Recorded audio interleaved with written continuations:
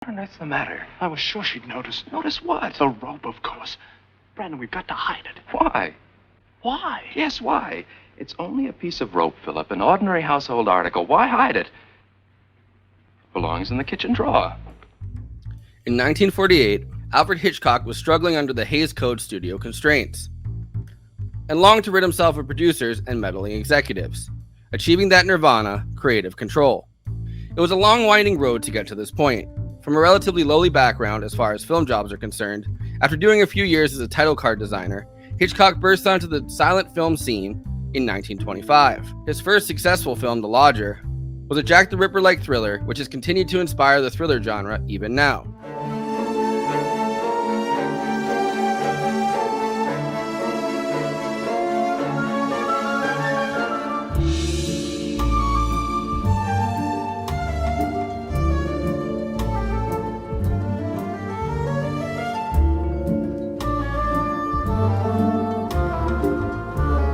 From then on, Hitchcock was off to the races. In the beginning, the first British phase of Hitchcock's career, he worked on a parallel track to the American cinema in Hollywood. His 1929 thriller Blackmail, following 2 years after the jazz singer amazed American audiences, was the first British talk he ever made. Now, Miss Andra, you asked me to let you hear your voice on the talking picture. But Hitch, you mustn't do that. Why not? Well, because I can speak well. Do you realize the squad van will be here any moment? No, really. Oh, my God, I'm terribly frightened. Why? Have you been a bad woman or something? Well, not just bad, but... But you slept with men. Oh, no! You have not. Come here. Stand in your place. Otherwise, it will not come out right. Other Hitchcock films, like The 39 Steps, The Lady Vanishes, and Sabotage, are still some of the best-ranked British films ever created. However, Hollywood was where the action was, and David O. Selznick began lobbying for Hitchcock to join him in America. 1940 began Hitchcock's American second phase with Rebecca, Suspicion, Shadow of a Doubt, and Notorious. Notorious! Hitchcock had a long love affair with California and his 200-acre Cornwall ranch in the Scotts Valley. He primarily lived in Bel Air, where he'd lived for the rest of his life, and finally passed away peacefully. By 1948, Hitchcock was struggling under the studio constraints in Hollywood and was getting restless. He wanted full creative control, and had become bored of a Hollywood that filmed in an extremely traditional style. So he aimed to show what he could do as one of America's most talented and bold filmmakers. The result was 1948's Rope, a commercial failure but a technical masterpiece. Brandon! What the devil? Don't you have any more sense than to... What is it? Well, go on, yank it out. I can't. If Mrs. Wilson were here, she'd yank it out for you. A stupid display like that in front of somebody else will be just as good as a confession. Now, take these and get a hold of yourself.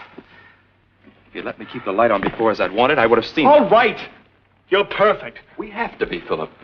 We agreed there was only one crime either of us could commit. The crime of making a mistake.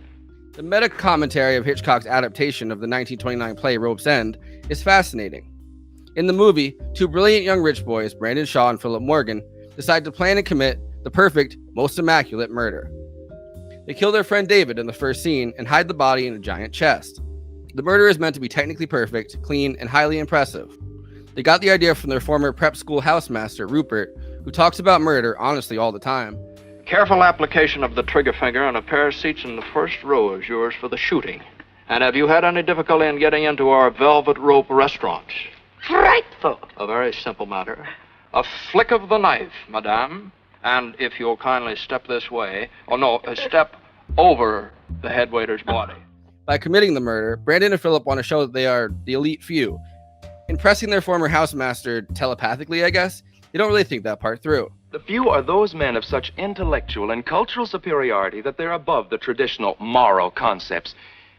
Good and evil, right and wrong, were invented for the ordinary average man, the inferior man, because he needs them. Then obviously you agree with Nietzsche and his theory of the Superman. Yes, I do. So did Hitler.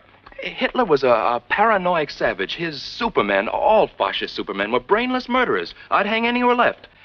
But then you see, I'd hang them first for being stupid. In fact, they set it up so that only through getting caught can Rupert ever really find out. How?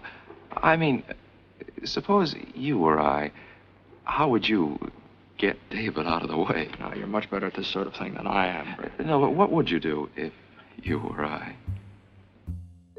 After the murder, they plan and execute a house party where the family and friends of their deceased classmate will unknowingly eat dinner off the chest. This obsession with technical detail and the ambition behind the murder are probably reminiscent of Hitchcock's thoughts about his own career. He longed to be the elite few, given creative control and able to lord that over the many constrained filmmakers in Hollywood. This film is dripping with queer subtext. In the play, these are two gay lovers who commit a murder. And in the movie, it's hinted at, sometimes just as clumsily as Brandon and Phillips' hints about the murder. We've killed for the sake of danger and for the sake of killing. We're alive, truly and wonderfully alive. Even champagne isn't equal to us or the occasion. I'll take it, though. You're not really frightened anymore, are you, Philip? You can't have fear, you know. Neither of us can. That's the difference between us and the ordinary man, Philip. They talk about committing the perfect crime, but nobody does it. Nobody commits a murder just for the experiment of committing it. Nobody except us. Our guest tonight, Matt Baum, who makes video essays about queer culture and history, has an excellent video essay called The Secret Gay Love Affair Behind Alfred Hitchcock's Rope that I suggest you check out. The film is famous for how Hitchcock filmed it, to look like one continuous scene playing out in real time with no cuts. It was a madhouse, it was just crazy. But there's something else that makes it an even more audacious movie, which is the unstated fact that its main characters are a gay couple. What is extraordinary about it is its treatment of homosexuality. Slipping queer characters past film censors in the 1940s was no easy task. And in fact, they nearly didn't get away with it. And it was marked in big blue pencil. Homosexual, out, out, out. And what Hitchcock didn't know, at least not at first, is that the writer of the film was secretly having an affair with the leading man. Hitchcock imagined that sneaking the queer subtext past clumsy censors would be the type of achievement that he could lord over the many. But more than that, the film's techniques utilized by Hitchcock here are absolutely masterful. The whole thing, although this isn't really true, is filmed as though one continuous shot without cuts or breaks. The point is to show the story in real time, something that was definitely not attempted in mainstream Hollywood. This is largely done by keeping the whole story contained in Brandon and Philip's apartment. The characters do go in and out, but we do not, left to watch the action transpire in the rooms. The apartment was a singular set with removable walls, and the camera often was left to do 10-minute takes without cutting. The microphone and camera were on wheels and could move throughout the set. Other directors frequently utilized long takes, but they were always interspersed with shorter cuts. There are no shortcuts in Rope. Jimmy Stewart plays Rupert, the former headmaster who is now a philosophy publisher. How do you do? Hello, John. Oh, Miss Walker. How'd you know? Brandon's spoken of you. Did he do me justice? Do you deserve justice? The Rupert character in the play was meant to also be a foppish, effeminate gay character, having connected with the boys through that. Now, there's nothing explicitly gay in the text of Rope's End, but Hamilton himself acknowledged that his dialogue conveyed homosexual subtext, and that certain parts were, in his words, really cut out for a pansy. His dialogue suggests a very close relationship, and his description of their friend who turns them in is foppish, exquisite, and verges on effeminacy, clearly patterned on Oscar Wilde. Not only that, but as the play was performed over the next few years, the queer subtext was clear to audiences. Reviewers openly described the killers as homosexuals and perverts who commit a sexual crime. However, Jimmy Stewart can't play feminine, and he becomes more misanthropic and mercurial of a character. But I don't want to fence anymore. What are you going to do? I don't want to.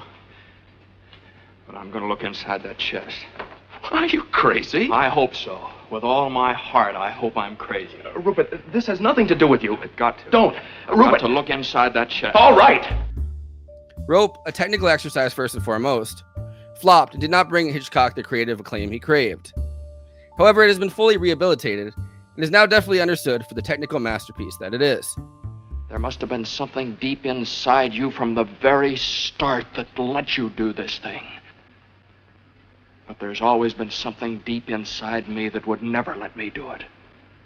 And would never let me be a party to it now. What do you mean? I mean that tonight you've made me ashamed of every concept I ever had of superior or inferior beings.